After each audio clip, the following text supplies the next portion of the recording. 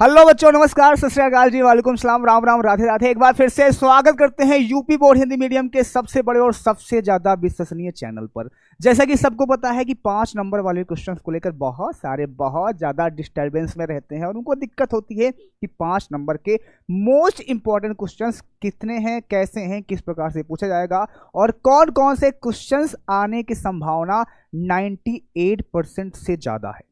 मतलब होते बहुत क्वेश्चन हैं, लेकिन कौन कौन से ऐसे क्वेश्चन हैं जिनकी संभावना 98% से ज़्यादा है। तो आज आपको हम 7 इंपॉर्टेंट क्वेश्चन बताने वाले हैं 5 नंबर वाले। और 5 नंबर का जो वेटेज होता है, वैसे तो 20 नंबर का मान लेते हैं कि 20 का, लेकिन इसमें से ये जो क्वेश्चन मैं बताने वाला हूं आज आपको, इसमें से ये जान लेना कि हर हाल में 2 से 3 क्वेश्चन तो पक्का फंस जाएंगे।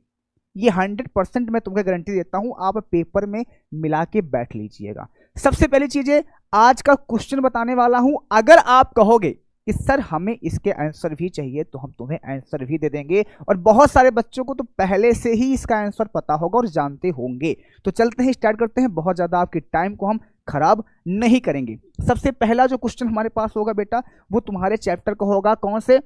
आपके उपसहसंयोजी यौगिक के। उपसहसंयोजी यौगिक का ये जो क्वेश्चन है बहुत ज्यादा इंपॉर्टेंट है। और इसके साथ साथ एक बात का और ध्यान देना, सुनो ध्यान से। ये जो क्वेश्चन है ना लाला, इतना ज्यादा इंपॉर्टेंट है। प्रत्येक 2 उदाहरण देते हुए निम्नलिखित को समझाइए। समन्वय समूह लिगेंड क्या होता है, उपसहसंयोजी संख्या क्या होता है, उपसहसंयोजन, बहुफलक, होमोलैप्टिक एंड हेटरोलैप्टिक एंड उपसहसंयोजी संख्या को उदाहरण देकर स्पष्ट कीजिए। ये तुम्हारे पास क्वेश्चन होता है। और इसी चैप्टर का, ध्यान से सुनना, इसी चैप्टर का एक क्वेश्चन और होता है। किसका है? उपसहसंयोजी यौगिक का। कौन सा क्वेश्चन है जानते हो? बैलेंस बॉन्ड थ्योरी, जिसको बोलते हैं VVT और CFT। इसका तुम स्क्रीनशॉट लेकर अभी से रख सकते हो। इस 3 क्वेश्चन में से एक क्वेश्चन डन होगा। 7 सेट होते हैं, किस सेट में आ जाए किसी को नहीं पता है। इस तीनों में से एक क्वेश्चन तो आएगा। अब ये 4 नंबर में भी आ सकता है और 5 नंबर में भी आ सकता है। ये दिमाग के अंदर अपने डाल लीजिएगा, ठीक है जी। आंसर नहीं पता तो हम बता देंगे, आंसर पता होगा तो बहुत अच्छी बात है, ठीक है। दूसरा क्वेश्चन हमारे पास है, हेलो एरिन क्या होता है। और हेलो एरिन की इनकी 2 मुख्य प्रतिस्थापन क्रिया, ये हेलो एल्केन और हेलो एरिन वाले चैप्टर का है। सबको पता है सर, ये हेलो एल्केन और हेलो एरिन वाले चैप्टर का क्वेश्चन है। निम्नलिखित फ्रियान का सूत्र और इसके उपयोग लिखिए। फ्रियान का सूत्र क्या होता है, ये भी 5 नंबर में क्वेश्चन तुम्हें पूछा जा सकता है या 4 नंबर में पूछा जा सकता है। इस दिमाग के अंदर डाल लियो भाई साहब। सबसे बड़ी बात होती है, हेलो एरिन की जो प्रतिस्थापन क्या होती है, वो होती है इलेक्ट्रॉन रागी। सबको पता है। अब इलेक्ट्रॉन रागी के अंदर हमने ही अभी कुछ दिन पहले बताया था 4 से ज्यादा रिएक्शन। इसका नाम था नाइट्रेशन, नाइट्रीकरण, हैलोजनीकरण, सल्फोनीकरण, फिडलक्राफ्ट अभिक्रिया, जिसमें एसिलीकरण भी था और एल्कनीकरण भी था। तो इसको भी आपको लिखना होगा। और यहाँ पे टिप्पणी बोला जाए तो परिभाषा के साथ लिखना है। केवल समीकरण बोला जाए तो समीकरण के साथ देना होता है, ठीक है जी। आगे हमारे पास है यहाँ पे प्रयोगशाला में क्लोरोबेंजीन बनाने की मेथड। ये सारे क्वेश्चन इसी से रिलेटेड हैं। ये तुम्हें यहाँ पे पॉइंट दिख रहा होगा ना, पॉइंट, ये पॉइंट नहीं है, ये इसी के हैं।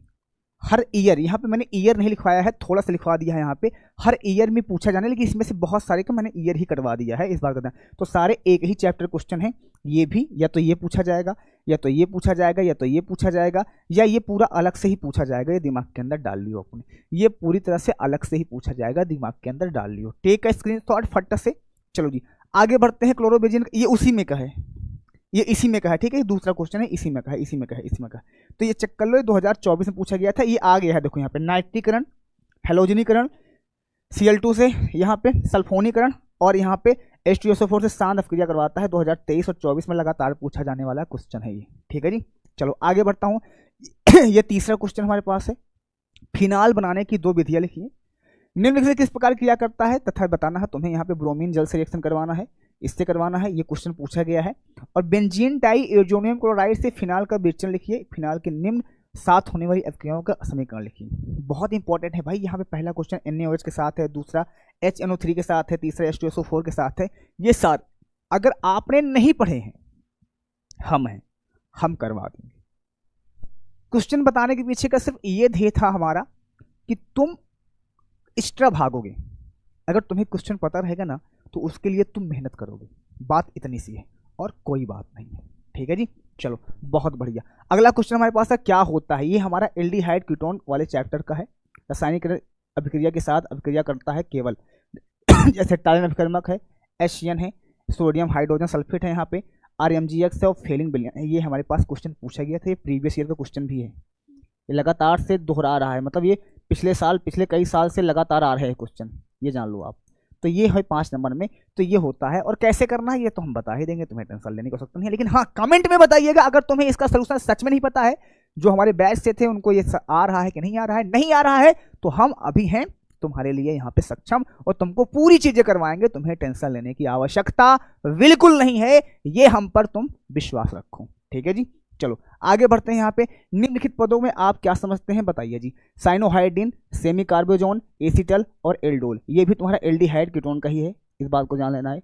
ये भी तुम्हारे पास एल्डिहाइड कीटोन चैप्टर का ही है, और ये बहुत इंपॉर्टेंट है, नेम रिएक्शन से लेकर काम करता है, केमिकल रिएक्शन है ये। सबसे ज्यादा अगर ऑर्गेनिक केमिस्ट्री में कुछ पूछा जाता है तो रासायनिक अभिक्रिया पूछी जाती है। प्रिपरेशन मेथड, निर्माण की विधियों से ज्यादा जो जरूरी है वो है तुम्हारा रासायनिक विधियां, ये बहुत ज्यादा इंपॉर्टेंट होता है, ये दिमाग के अंदर डाल लो अपने। ठीक है जी, ठीक है। अगला हमारे पास है प्राथमिक, द्वितीयक तृतीय एमीन। एमीन चैप्टर से क्वेश्चन लिया गया है ये, और ये अपने आप में इंपॉर्टेंट है। सबका फोर्सेस एक ही है, या तो ये इस तरह से पूछेगा, या तो ये इस तरह से पूछेगा, या तो ये इस तरह से पूछेगा, और या तो ये इस तरह से पूछेगा। तो किसी भी पैटर्न पूछ सकता है इसमें, टेक का स्क्रीनशॉट। ये पूछेगा, सबका मतलब एक ही है, बस तुमको थोड़ा सा यहाँ पे चीजों को देखना है। हिंसवर्ग प्राथमिक, द्वितीय और द्वितीय। हिंसवर्ग अभिकर्मक जो होता है वो उसके परीक्षण में काम ही आता है। यहाँ पे सीधा पूछ लिया गया है, एथिलीन से हिंसवर्ग अभिकर्मक की हेलो आने वाली अपक्रिया का संतुलित समीकरण दीजिए, वही पूछा है तुमसे। प्राथमिक, द्वितीय, तृतीय एमिनो की पहचान करने के लिए हिंसवर्ग परीक्षण का वर्णन कीजिए, वही है। तो सबका मतलब एक ही है, पूछने का तरीका अलग अलग है। इसका भी मतलब वही है, इसका भी मतलब वही है, सब में एक ही रिएक्शन लिखी जाएगी। ठीक है जी, ठीक है। आगे बढ़ते हैं। ये हमारे पास टिप्पणी कार्बिल एमीन अभिक्रिया, ये बहुत इंपॉर्टेंट है जी, वेरी वेरी इंपॉर्टेंट रिएक्शन। हालांकि हम यहाँ पे रणभूमि सीरीज चल रही है, करवा रहा हूँ, वहाँ पे मैंने करवाया भी है, और जैसे जैसे चैप्टर, जैसे एल्कोहल फिनाल वाला चैप्टर आने वाला है तुम्हारा, तो जैसे जैसे चैप्टर आते जाएंगे वैसे वैसे तुमको मिलती जाएगी। ठीक है जी, चलो टेक स्क्रीनशॉट, आगे बढ़ते हैं। ग्लूकोज की संरचना, ये जैव अणु की है, बहुत इंपॉर्टेंट है।